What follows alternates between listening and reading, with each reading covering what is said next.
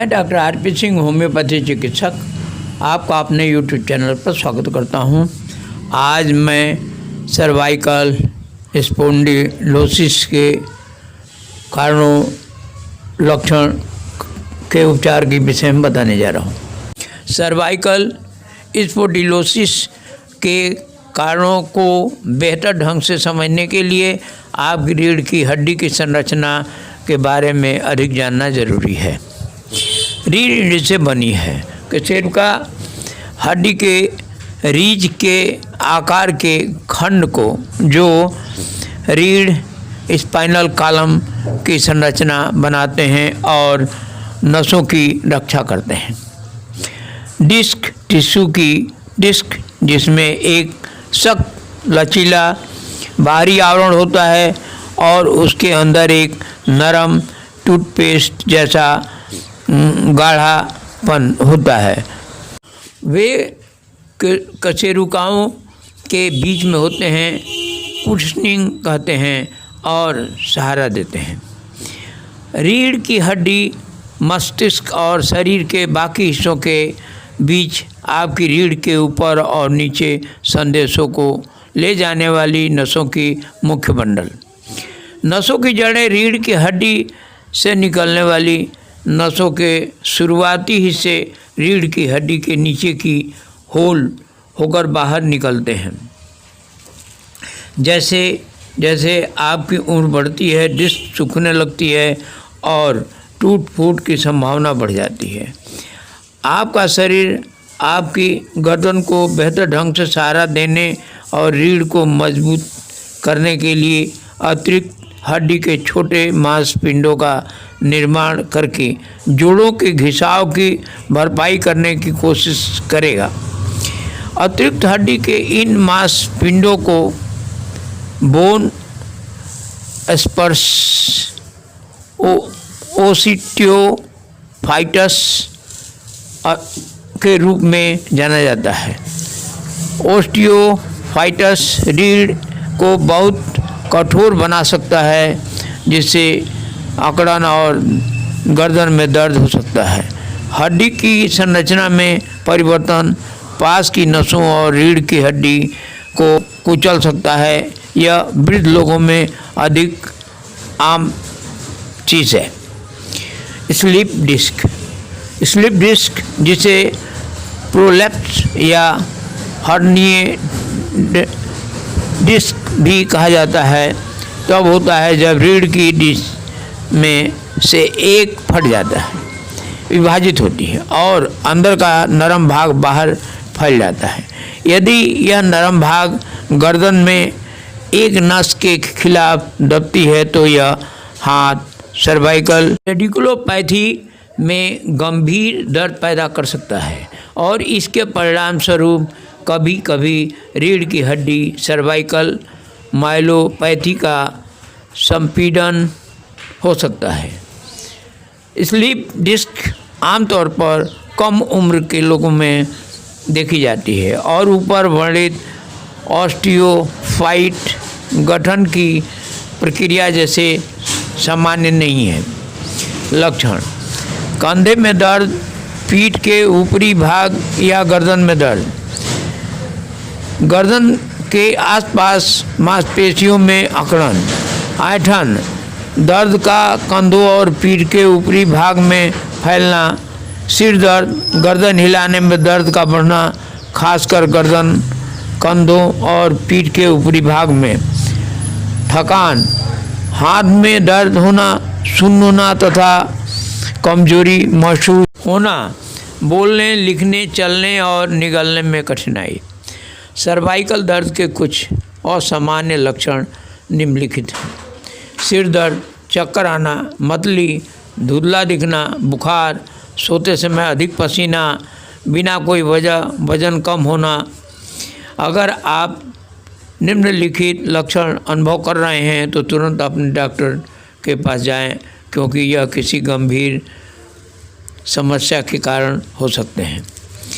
कंधे या बाँह की निचली तरफ तेज दर्द, कलाई में दर्द, बाँह या हाथों का सुन्न होना या उसमें ताकत न रहना, सामान्य रूप से मल या मूत्र न कर पाना, अपनी थोड़ी को छाती से न लगा पाना, लगातार दर्द होना, बहुत तेज दर्द होना, दर्द का हाथों व पैरों तक फैलना, गर्दन में दर्द को साथ सिर दर्द होना, सुन्न होना, झुनझुनी होना या कमजोरी महसूस होना।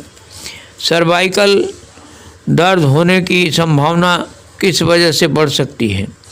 गलत तरीके से सोने, बैठने या खड़े होने के कारण गर्दन का अकड़ जाना, किसी नस पर अधिक दबाव के कारण नुकसान होना, शारीरिक तनाव, स्ट्रेस या भावनात्मक तनाव से मांसपेशियों में खिंचाव और सिकुड़न हो सकती है, जिससे दर्द और अकड़न हो सकती है।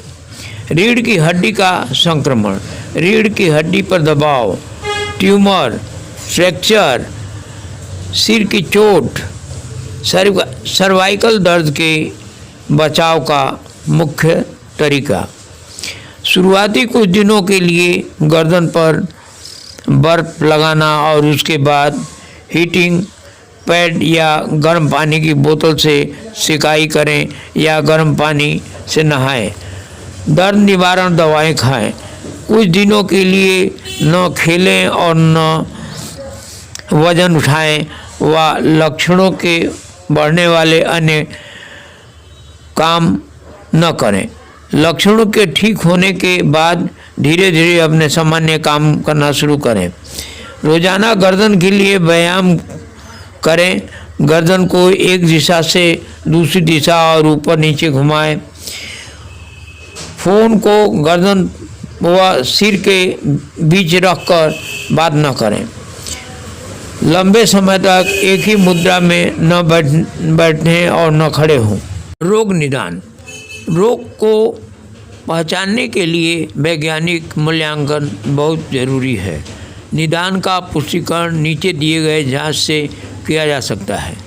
गर्दन का एक्सरे, रीढ़ की हड्डी में उभरे हुए उकसान नजर आते हैं। एमआरआई की मदद से निश्चित किया जा सकता है और यह भी पता चल जाता है कि नस पर दबाव पड़ रहा है या नहीं। ईएमजी की मदद से यह जांचा जाता है कि नसों की जड़ों को कोई नुकसान हुआ है या नहीं।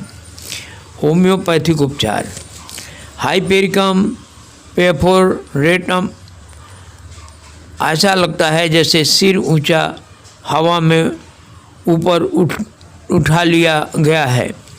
चेहरे के दाहिने हिस्से में दर्द, सिर में भारीपन, जीभ मिचलाना, कंधे में चुभन वाला दर्द, गर्दन की नस में दर्द, गर्दन की मांसपेशियों में मरोड़, हाथों और पैरों में झुंझुनाहट, नम ठंडे वातावरण में और प्रभावित हिस्से को छूने पर यह लक्षण बिगड़ जाते हैं, जबकि सिर को पीछे की ओर झुकाने में यह लक्षण ठीक हो जाते हैं। जैगुलेस सिनेरिया होम्योपैथिक दवा, गर्दन के ऊपरी और पिछली हिस्से में तेज दर्द, मुंह और गले में कड़वा स्वाद, गर्दन में अकड़न, सिर बढ़ने जैसा एहसास होना, ब्रेस्ट बोन में दर्द, कंधे की हड्डी के बीच का दर्द, चलने से यह लक्षण बिगड़ जाते हैं और व्यायाम करने से सुबह के समय में इन लक्षणों में सुधार होता है। गुआजैकम ऑफिसिनेल होम्योपैथिक दवा, सिर से गर्दन तक दर्द, कंधे के बीच और सिर के पीछे वाले हिस्से में चुभन वाला दर्द, गर्दन में अकड़न, गर्दन की मांसपेशियों में दर्द, ठंड, बरसात के मौसम में और प्रभावित हिस्से को छूने पर लक्षण बिगड़ जाते हैं, लेकिन दबाव डालने से सभी शिकायतों में सुधार होता है। जैल्सीमियम सेपरविरेस, गर्दन में अत्यधिक दर्द, चक्कर आना और ऊंघाई, चक्कर, मांसपेशियों में कमजोरी, सिर में भारीपन, मांसपेशियों के तालमेल में कमी, धुंधला दिखाई देना, मांसपेशियों में चोट जैसा एहसास होना, पीठ के नीचे के हिस्से में धीमा दर्द होना जो धीरे धीरे ऊपर की ओर बढ़ता है। यह लक्षण नव मौसम में आंधी तूफान आने से पहले, धूम्रपान करने पर और बीमारी के बारे में और ज़्यादा सोचने पर खराब होते हैं, जबकि खुली हवा में रहने और पर्याप्त मात्रा में पेशाब करने पर इन लक्षणों में सुधार होता है। कोनियम मैक्यूलेटम होम्योपैथिक दवा।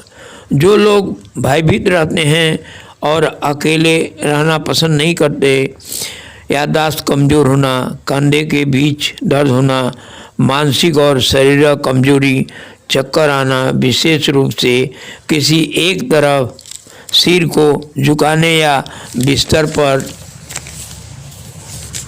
लेटने पर रोशनी न पसंद करना और आँखों से पानी आना, यह लक्षण अत्यधिक थकान, लेटने, मासिक धर्म के दौरान वैसे पहले बिगड़ जाते हैं, लेकिन अंधेरे में रहने, प्रभावित हिस्से पर दबाव डालने से इन लक्षणों में सुधार आता है। बेलाडोना होम्योपैथिक दवा। जो अपने आप लोगों से ज़्यादा घुलना मिलना पसंद नहीं करते और लगातार बाहर निकलने की इच्छा रखते हैं, गर्दन में अकड़न, बेहोशी और मति भ्रम, वास्तविक और कल्पना के बीच अंतर नहीं कर पाता, सूजी हुई और उभरी हुई आँखें, गर्दन की ग्रंथियों में सूजन, मानसिक स्थिति में परिवर्तन, होश में न रहना, नाक से खून आना, गर्दन के पीछे के भाग में ऐसे दर्द होना जैसे वह हिस्सा टूट गया है। रस्टक्स होम्योपैथिक दवा।